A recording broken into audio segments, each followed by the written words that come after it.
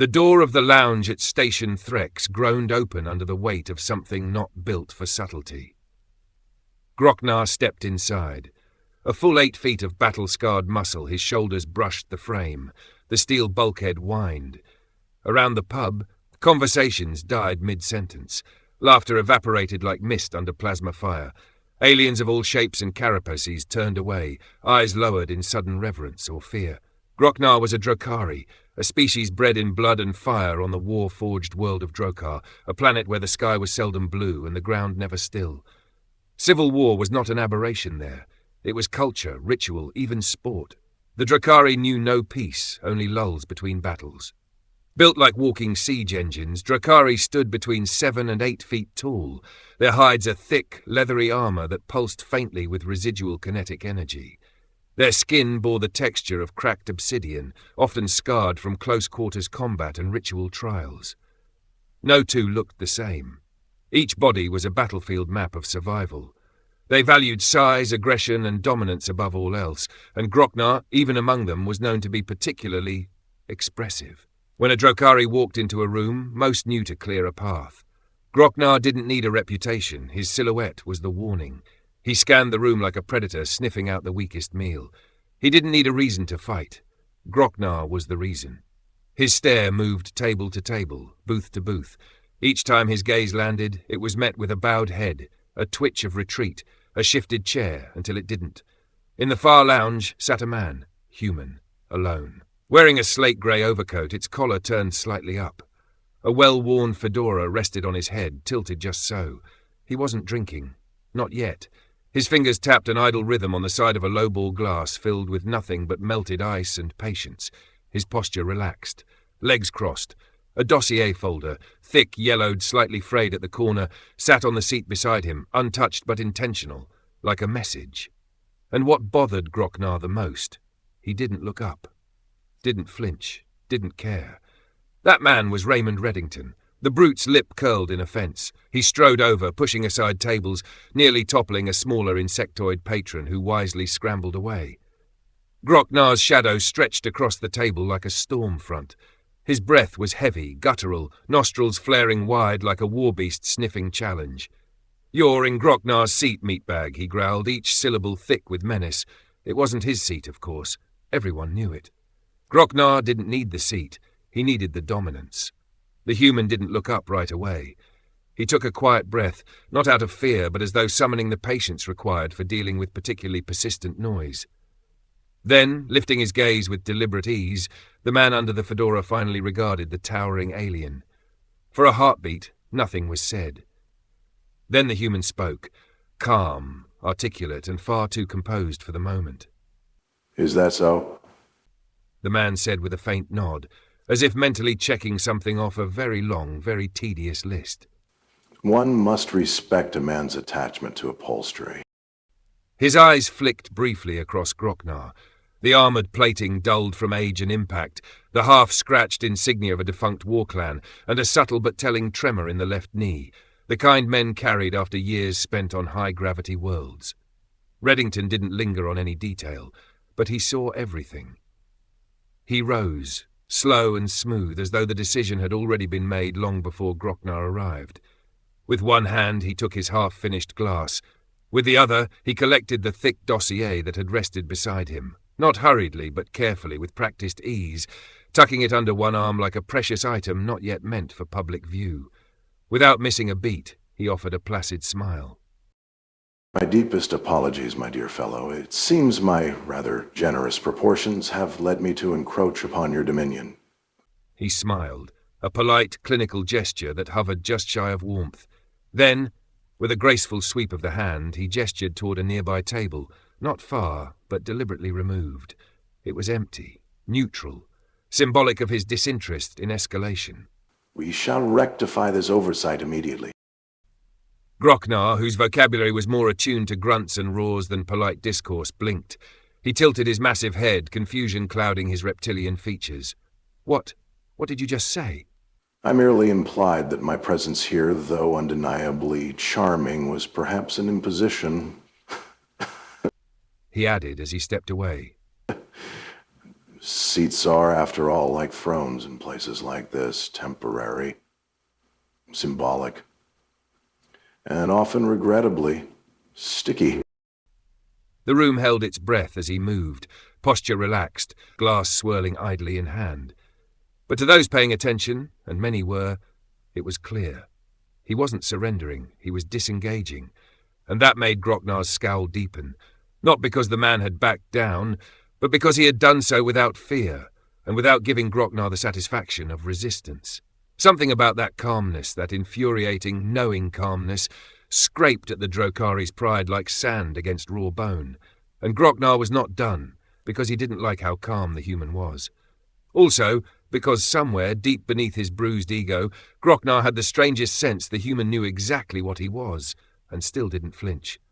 Reddington had barely settled into the new booth. Glass placed just so, jacket swept neatly beneath him, when the floor thudded again. Grocknar followed. His broad shadow spilled over the table, blocking the soft lounge lights. He was closer now, too close. His breath was a wet rasp, his teeth bared in what might have passed for a grin in his culture, though to anyone else it resembled the moment just before the bite. The pub had gone quiet again. Glasses hung mid-air. Conversations stalled mid-syllable. Only the jukebox kept going. A mellow saxophone wailing like it too sensed something terrible was about to unfold. Grocknar leaned down, close enough that Reddington could smell the musk of oil, blood, and scorched metal on his armor. "I don't like the way you talk, human," Grocknar rumbled. "Maybe I'll rip that silver tongue out and hang it from my belt." He expected the usual signs, a twitch, a gulp, the faint scent of fear in the air. But the human remained maddeningly composed, as if Grocknar were a waiter, not a threat.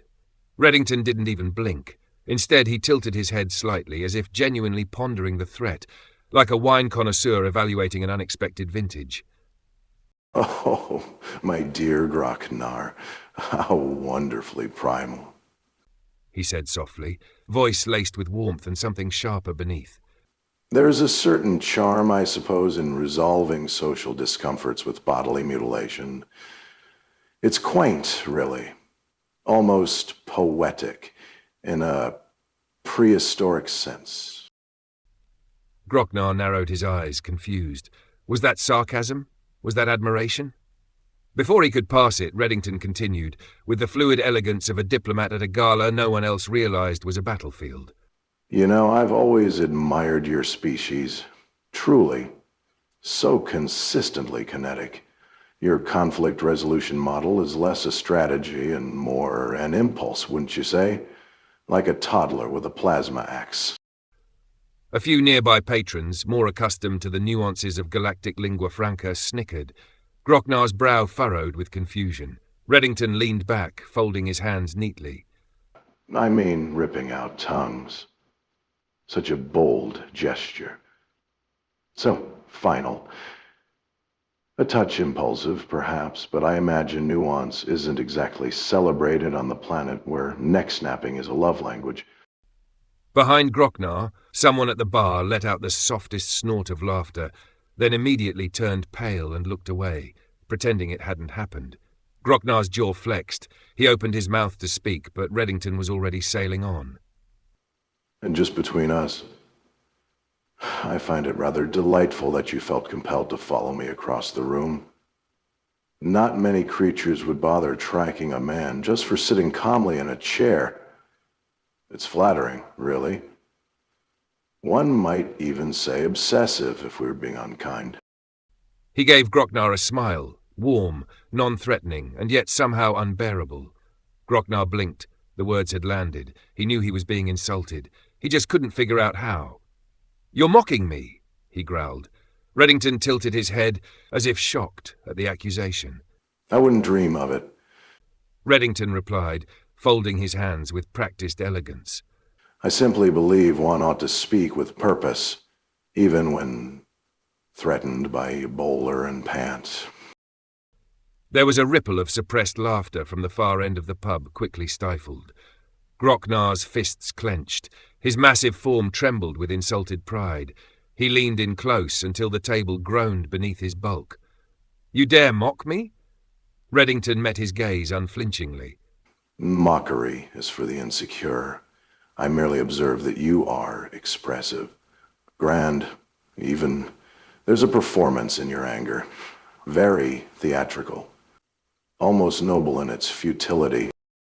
Someone coughed in the back. A glass clinked nervously. The atmosphere had changed. The tension thickened with disbelief. Not at Grocknar, at the human, at the audacity, at the slow realization that this wasn't suicide. It was theatre. And Reddington? He hadn't raised his voice, hadn't stood, hadn't even broken a sweat. Just sat there, eyes calm, hands folded, watching the larger, meaner thing unravel word by word. The air in the pub had thickened, not with smoke or music or laughter, but with something old, something primal. Grocknar was no longer confused. He was enraged. Veins like molten cords bulged along his neck as he loomed over Reddington's table. His huge clawed hand flexed once, twice, itching for violence. The human exhaled slowly, as if disappointed this evening was becoming so uncivilized. Reddington held up a single open hand, not in fear, but in weary diplomacy. All right, he said, voice calm, measured, as though explaining a boarding pass mix-up at an airport. Let's not do the whole spinal rearrangement routine here. You've made your point. I've vacated your seat, praised your lineage, admired your bone density. Let's both sip something strong and mind our own genetically diverse business. Grocknar didn't move. A beat passed. Then he snarled, deep and guttural. You talk too much, human. You think you are smart. I'll crack that delicate skull and see if all those fancy words leak out. Reddington sighed, almost mournfully. He looked around the pub, at the anxious, wide-eyed faces staring from corners and booths, drinks clutched in still hands, then back up at the brute. Well, I tried. And then he did something no one, least of all Grocknar, expected. He reached into his coat. Every alien in the room flinched. Hands went to holsters, claws curled. One small reptilian species even dove under their table. But Reddington didn't pull out a weapon. He pulled out a silver coin. He held it delicately between two fingers, examining the engravings before letting it clink gently onto the table. I invoke Grok-Teshdal, he said evenly. The silence that followed was nuclear. Grocknar stared. So did the rest of the bar. Even the jukebox choked and skipped. You what? Grocknar rasped. I invoked Grok-Teshdal, Reddington repeated patiently, brushing imaginary lint from his coat sleeve. The right of resounding flesh, if I recall the translation correctly. Formal, ceremonial. Your people, the Drokari, yes, use it as a socially accepted method of dispute resolution. The weapons, less or no bloodshed, just a series of open-handed strikes until one party yields, gets knocked out or dies. He smiled lightly. A slapping contest, essentially. Grocknar blinked, jaw slightly ajar. The bar erupted into murmurs. Whispers spread like static. Did the human just invoke a Drokari duel? He knows Grok-Teshdal? It's his funeral. Grocknar's booming laughter shook the rafters, loud and sharp like war drums echoing through a canyon. A few drinks in the pub trembled on their tables. One of the smaller patrons quietly slid off their stool and edged toward the door, just in case things turned bloody. You must have cracked, Grocknar wheezed between bursts of laughter. That's it, isn't it? The fear got to your little brain. You went mad. He slapped his thigh with a sound like a thunderclap. You think invoking the Grok-Teshdal will save you? You think this is some clever bluff? His voice rose again in raucous amusement. You really think a ritual slap contest will stop me from tearing you in half? Reddington remained still, his face a picture of calm composure. He tilted his head slightly, as though mildly intrigued by Grocknar's volume, not unlike someone surprised by the sudden appearance of a marching band in a library. Grocknar leaned closer, eyes wild with disbelief. You, he jabbed a thick finger toward the coin on the table, you actually put down the challenge mark. Do you even know what that means, human? There was a hush. Even those familiar with human audacity were watching with quiet astonishment now. It wasn't just that Reddington had invoked a Drokari challenge. It was how he did it. So calm, so deliberate, like he was ordering tea instead of gambling with his life. You're serious, Grocknar bellowed. You want to duel me? You think your little bones can match mine? One hit from me and you'll die." No response, just Reddington's faint smile. No tension in his shoulders, no fear in his eyes, just that maddening, unshakable stillness. Grocknar's laughter tapered off, lingering like thunder after a storm. He wiped a gleam of mirth, or perhaps sweat, from his brow, still chuckling under his breath as if the idea of the challenge were too absurd to fully grasp. "All right, human," he growled at last, his grin like a row of polished gravestones. "I accept the duel. Let's move to your demise." There was a collective intake of breath around the pub. The crowd knew the rules of the Grauk-Tesh Dal. This wasn't some baroom scuffle. It was ritual combat by open palm, governed by centuries-old Drakari honor code. Brutal, ceremonial, final. "You may slap me first," Grocknar said, turning one side of his face ever so slightly as if inviting a breeze. "Then I'll show you why my kind doesn't need to strike twice." He crossed his arms, chest puffed with pride, already imagining the crack of shattered bone and the red smear that would follow. But Reddington merely nodded, thoughtful, like a professor entertaining a student's misguided thesis. Yes. A gracious offer, though it may surprise you to hear, I rather agree. Beginning with the first strike is the wiser option. He stood, slowly, adjusted the cuffs of his coat, eyes level, voice calm. However, he added, tone smooth as aged scotch, the right of Grauk-Tesh Dal, as documented by your third brood Primarchs, also permits the use of champions in place of the original disputing parties. A detail, perhaps, omitted in the abridged tavern version. Grocknar's grin twitched, just slightly. "A champion?" he repeated, the word foreign and sour on his tongue. Reddington nodded. "Indeed. Line 19, subclause 4, I believe. In matters of disproportion or stature, a challenger may appoint one of equal standing to answer in their stead, with all honors preserved." Of course, I'm paraphrasing from the original Drakari script, which, if we're being honest, has the lyrical quality of a slam door. He smiled again, gently, dangerously. Grocknar's eyes narrowed. There was something shifting in the air now, something he didn't like. But pride is a cruel handler, and it yanked at his jaw before caution could speak. "Fine," he said, gesturing wide, chest still gleaming under the tavern lights. "You want a champion? I'll honor the right. But afterward, champion or not, I'll rip your chest open." A murmur rolled through the room like a tremor.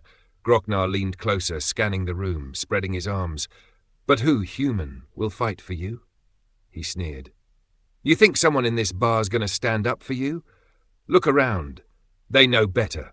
I'm the one who breaks jaws around here." His voice rang through the pub, full of scorn and teeth.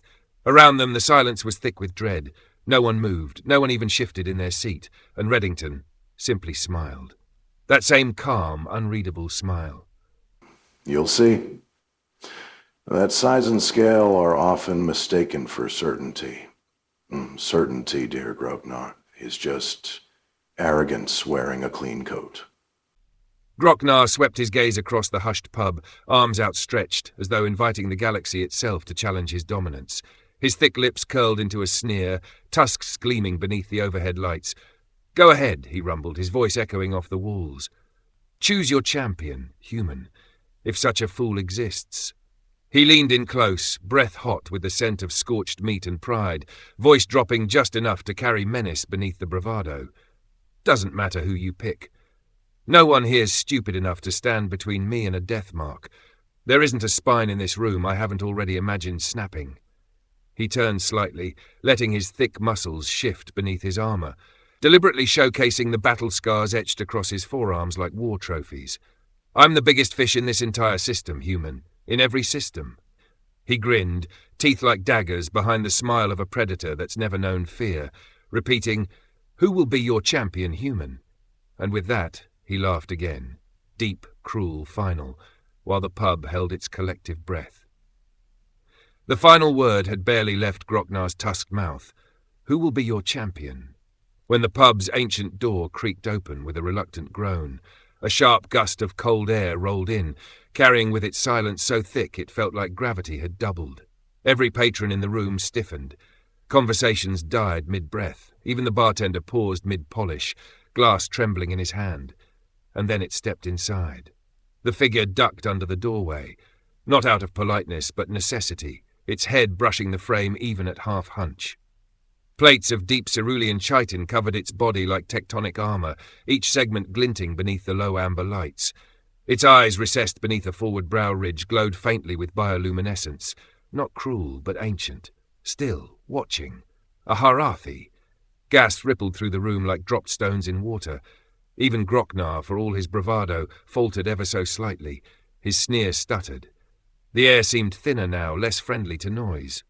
The Harathi stood nearly over 3 meters tall, a living monument of obsidian-like skin and cords of steel-hardened muscle. The Harathi were renowned throughout the few sectors that knew of them as beings of impossible strength and endurance, their very existence a whispered myth. They almost never left their heavily guarded homeworld, Harjun, a planet that was, by galactic consensus, too dangerous to even attempt to visit. And yet, here, in a backwater pub, on a forgotten moon, in a nowhere system where fuel was watered down and reputations were made or broken over spilled ale, stood a Harathi.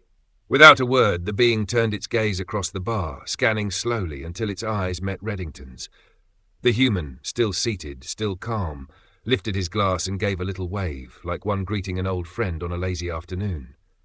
Right on time, he said, smiling. The room held its breath. Behind the bar, the old barkeep finally spoke, not a question but a whisper of disbelief, half swallowed by awe. But that's a Harathi! They don't leave Harjun! His voice trailed off like a faulty fuse. Reddington simply smiled, a shark's grin of pure satisfaction. He didn't turn, didn't blink. His eyes remained on Groknar, calm and cold as midnight glass. He began, his voice laced with his characteristic blend of charm and veiled menace. You say there are no problems, only opportunities. And in the vast, bewildering expanse of the cosmos, one finds that everything, and I mean everything, has a price.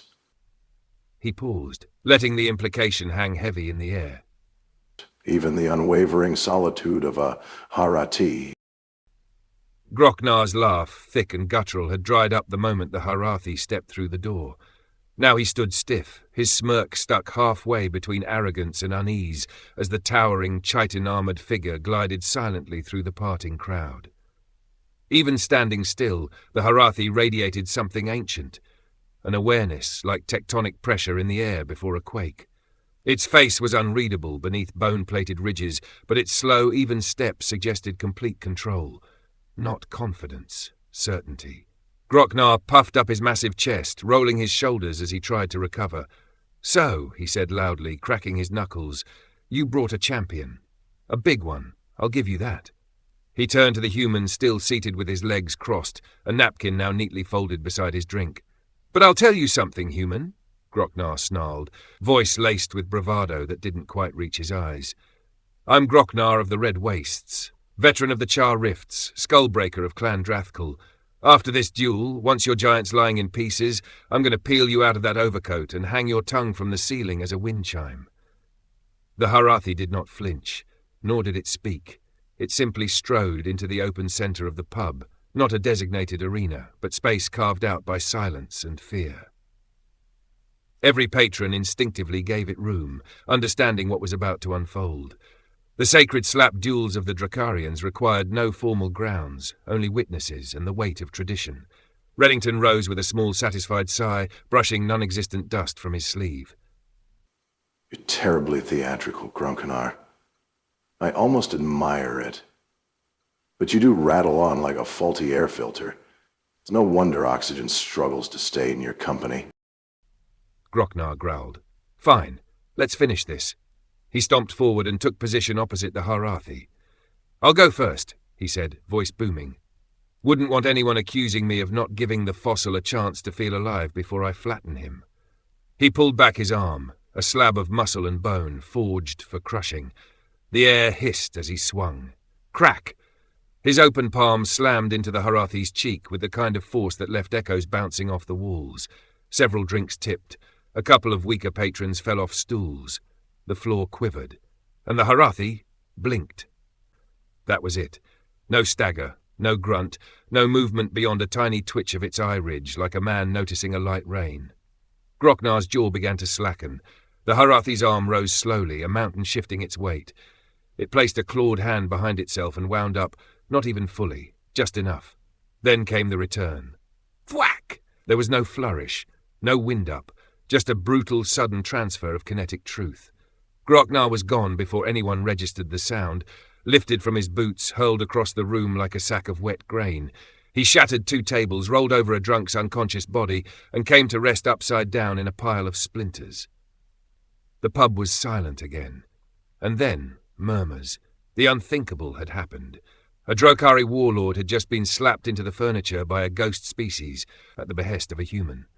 The Harathi turned and walked, slow, deliberate, toward the wreckage. Groknar's body lay limp, one eye half open, glazed with confusion. His fingers twitched, barely. A breath hitched in his throat, as if even unconsciousness refused to fully claim him. Then the Harathi spoke, voice low but resonant.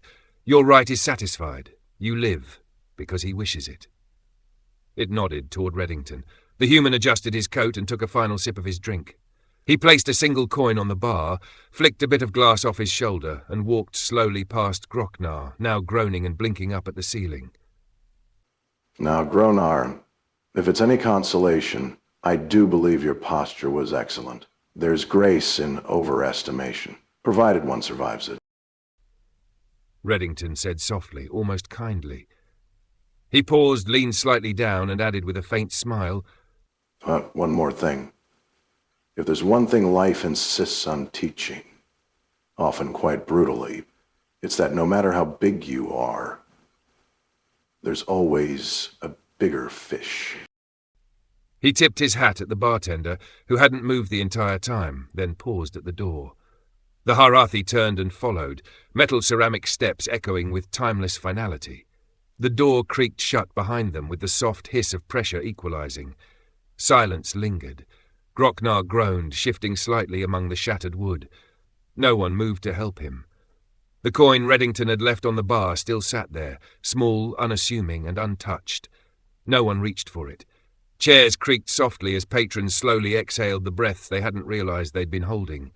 In the far corner, someone murmured, "Who was that human?" No one said a word. In the quiet that followed, eyes slowly turned toward the empty seat, then to the coin the human had left on the bar. It still sat there, small, unassuming, and untouched. No one reached for it. Somewhere in the back, a glass was set down with reverent care, and just like that, the man in the overcoat was gone. But the legend of the man in the overcoat, it had already taken root.